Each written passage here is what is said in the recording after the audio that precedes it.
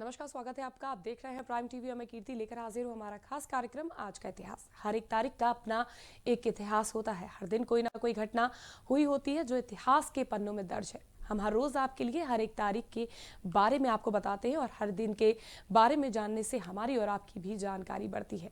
हर दिन की तरह आज भी हम आपको आज के इतिहास के बारे में बताएंगे, यानी कि 30 जनवरी के इतिहास के बारे में। आज की तारीख भी एक महत्वपूर्ण इतिहास है।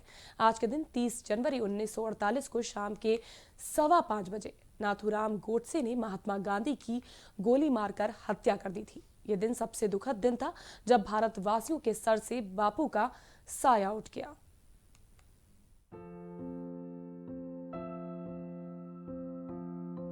तारीख थी 30 जनवरी 1948 और जगह दिल्ली का बिड़ला हाउस। शाम के 5:00 ही हुए थे। महात्मा गांधी रोज की तरह बिड़ला हाउस के प्रार्थना स्थल पहुंचे। उनका एक हाथ आभाबेन तो दूसरा हाथ मनुबेन के कंधे पर था। उस दिन गांधी जी को वहां आने में थोड़ी देर हो गई थी। गांधी जी जब बिड़ला हाउस पहुंचे तब उन्हें गुरबचन सिंह लेने आए। गांधी जी अंदर प्रार्थना स्थल की तरफ चले गए। गांधी जी ने फिर अपने दोनों हाथ जोड़े और भीड़ का अभिवादन किया। तभी भीड़ में से एक व्यक्ति निकलकर गांधी जी के सामने आया। उनका नाम नाथूराम गोडसे था। नाथूराम ने दोनों हाथ जोड़ रखे थे और हाथों के बीच में रिवॉल्वर छुपा रखी थी। कुछ ही सेकंड में नाथूराम ने रिवॉल्वर तानी और एक के बाद एक 3 गोलियां गांधी जी पर चला दी। गांधी जी के मुंह से हे राम निकला और वे जमीन पर गिर पड़े। गांधी जी को अंदर ले जाया गया, लेकिन थोड़ी ही देर में डॉक्टरों ने गांधी जी को मृत घोषित कर दिया। फरवरी 1949 में आए महात्मा गांधी की हत्या से जुड़े फैसले को हमने पढ़कर यह पता लगाने की कोशिश की कि किस तरह से यह षड्यंत्र रचा गया था। जनवरी 1948 में ही नहीं, बल्कि आजादी के बाद से ही गांधी जी को मारने की साजिश चल रही थी। नवंबर-दिसंबर 1947 से ही हथियार जमा करने की कोशिश होने लगी। जनवरी में पूना से दिल्ली जाने के लिए पैसे इकट्ठे किए जाने लगे। गांधी जी को 20 जनवरी को ही मारने की साजिश थी, लेकिन सफल नहीं हो पाई। इसके बाद 30 जनवरी को नाथूराम गोडसे ने एक के बाद एक 3 गोलियां चलाकर उन्हें मार दिया। इस मामले में 8 लोगों पर मुकदमा चला। ये 8 लोग नाथूराम गोडसे, नारायण आप्टे, विष्णु करकरे, गोपाल गोडसे, मदन लाल, वीर सावरकर, दत्तात्रेय परुचुरे, दिबंगर बड़गे और उनका नौकर शंकर किस्तया थे। इनमें से दिगंबर बड़वे सरकारी गवाह बन गया था। गोडसे और नारायण आप्टे दोषी करार दिए गए। उन्हें 15 नवंबर 1949 को फांसी हुई। ये आजाद भारत की पहली फांसी थी।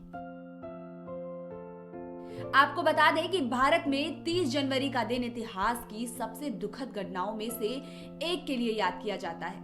महात्मा गांधी के अहिंसा को अपना सबसे बड़ा हथियार बनाकर अंग्रेजों को देश से बाहर का रास्ता दिखाया, लेकिन 30 जनवरी 1948 को एक नव स्वतंत्र राष्ट्र के रूप में भारत के सिर से उनके पिता का साया उठ गया।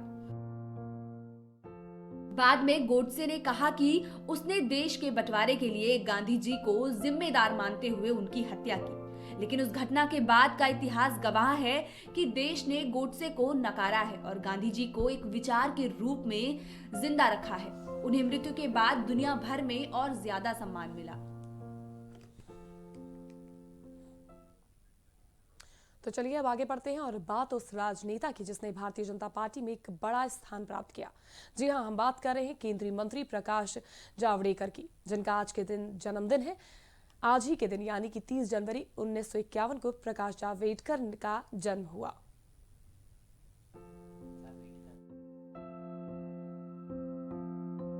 भारतीय जनता पार्टी के दिग्गज नेता और केंद्रीय मंत्री प्रकाश जावड़ेकर का जन्म आज ही के दिन यानी कि 30 जनवरी 1951 को महाराष्ट्र के पुणे शहर के एक शिक्षक के घर हुआ। प्रारंभिक शिक्षा पुणे के स्कमल से ही प्राप्त कर उन्होंने पुणे विश्वविद्यालय में बीकॉम कोर्स में दाखिला ले लिया। प्रकाश जावड़ेकर अपने शिक्षण काल के दौरान ही अखिल भारतीय परिषद के सदस्य बन गए और कई आंदोलनों का नेतृत्व भी किया। उन्होंने 1971 के एबीवीपी का सदस्य रहते हुए महाराष्ट्र बैंक के ग्रामीण विकास विभाग, सिख यूनिट सेल तथा बैंक के रोजगार संवर्धन प्रोग्राम विभाग में लगभग 10 वर्षों तक कार्य किया। प्रकाश जावड़ेकर ने 1975 में आपातकाल के दौरान सत्याग्रह आंदोलन का नेतृत्व भी किया। जावड़ेकर 1975 में पुणे विश्वविद्यालय के सीनेट सदस्य चुने गए। 1984 में पहली बार राष्ट्रीय स्तर की राजनीति में आए, जब वे 1984 के भारतीय जनता युवा मोर्चा के राष्ट्रीय सचिव व जनरल सेक्रेटरी बने। भाजपा में जावड़ेकर के महत्वपूर्ण योगदान को देखते हुए उन्हें महाराष्ट्र के भारतीय जनता पार्टी के लिए प्रचार समिति का प्रमुख और महाराष्ट्र राज्य का सचिव बनाया गया। प्रकाश जावड़ेकर 1995 में महाराष्ट्र राज्य प्लानिंग बोर्ड के कार्यकारी अध्यक्ष चुने गए। वर्ष 2000 में वे महाराष्ट्र सरकार में आईटी विभाग के टास्क फोर्स के चेयरमैन बने।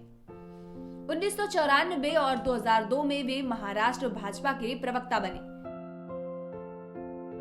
प्रकाश जावड़ेकर पर 31 मई 2012 को सीसीबी के कोल घोटाले में उनका हाथ होने का आरोप लगाया तथा उसकी सीबीआई जांच भी हुई। आपातकाल के विरोध में जावड़ेकर ने सत्याग्रह किया और इसी दौरान में 16 महीने तक जेल में रहे। उस दौरान संघ, जनसंघ और अन्य विचारों के प्रमुख नेताओं से मिले, उनसे सीखा और हमेशा उन सब से अपना संपर्क बनाए रखा। लोकसभा चुनाव 2014 के परिणाम आने के बाद सांसद नहीं होने के बावजूद उन्हें मंत्री परिषद में शामिल किया गया और 3 महत्वपूर्ण विभागों, पर्यावरण मंत्रालय के स्वतंत्र प्रभार समेत सूचना एवं प्रसारण मंत्रालय और संसदीय कार्य विभाग की जिम्मेदारी दी गई। प्रकाश जावड़ेकर 2016 में देश के नए शिक्षा मंत्री बन गए। नोट के बदले वोट कांड का पर्दाफाश कर उस पूरे घटनाक्रम को लोगों के सामने लाने की भी जावड़ेकर ने अहम भूमिका निभाई थी। प्रधानमंत्री नरेंद्र मोदी की अहम पहलों का सबसे पहले समर्थन करने और उस पर अमल की शुरुआत में जावड़ेकर आगे रहे। इसका सबसे बड़ा उदाहरण गंगा नदी को लेकर उनकी कोशिशें रही हैं। उसके बाद राजनीति में प्रकाश जावड़ेकर ऊंचाइयों पर पहुंचते गए।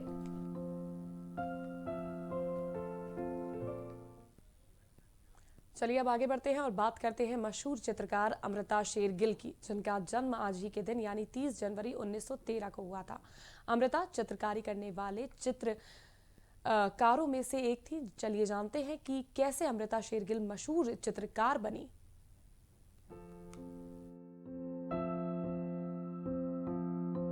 खूबसूरत चित्रकारी करने वाली अमृता शेरगिल का जन्म आज ही के दिन 30 जनवरी 1931 को हुआ था। वो खूबसूरत चित्रकारी करने वाले चित्रकारों में से एक थी।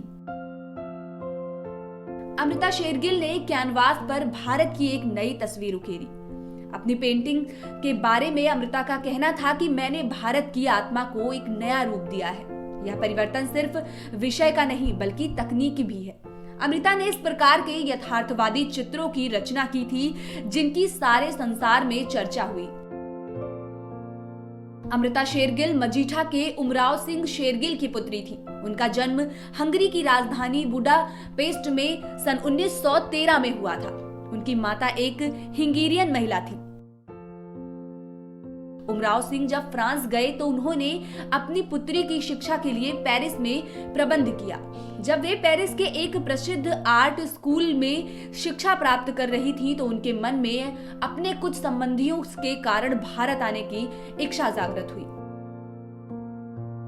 1921 में उन्होंने इटली के फ्लोरेंस नगर में चित्रकला की शिक्षा ली। वहां उन्होंने एक नग्न महिला का चित्रण किया था। इसके कारण उन्हें स्कूल से निकाल दिया गया था। वे अब तक अनुभव कर चुकी थी कि उनके जीवन का वास्तविक ध्येय चित्रकार बनना ही है, इसलिए वे पेरिस में आकर पुनः शिक्षा प्राप्त करने लगी। धीरे धीरे उनके जीवन में हंगरी की चित्रकला का प्रभाव कम होता गया और उनका रुझान वास्तविकता की ओर बढ़ने लगा, जिसका प्रमाण उनके चित्रों में स्पष्ट दिखाई देता है। एक युवक सेब लिए हुए और आलू छीलने वाला आदि उनके प्रमुख चित्र हैं। भारत आने के बाद अमृता ने शिमला में अपना स्टूडियो प्रारंभ किया और जिस प्रकार अपना स्वरूप बदलकर उसे भारतीय नारी का बनाया, उसी प्रकार ऐसे अनंतम चित्रों की रचना की, जिसके कारण उनकी ख्याति बहुत जल्दी फैलने लगी। वे अपने भारतीय मूल को जागृत करना चाहती थी। 1936 में उन्होंने अजंता का दौरा किया तो उनके चित्रण में फिर बदलाव आया। उन्होंने लंबे चौड़े चित्रों की बजाय छोटे वास्तविक चित्रण का निर्माण प्रारंभ किया। इस प्रकार उन्होंने भारतीय चित्रकला को भी एक नई दिशा देकर प्रभावित किया। उनके बहुत से चित्र अवनींद्र नाथ ठाकुर और चुगताई के कार्य में प्रभावित दिखाई देते हैं।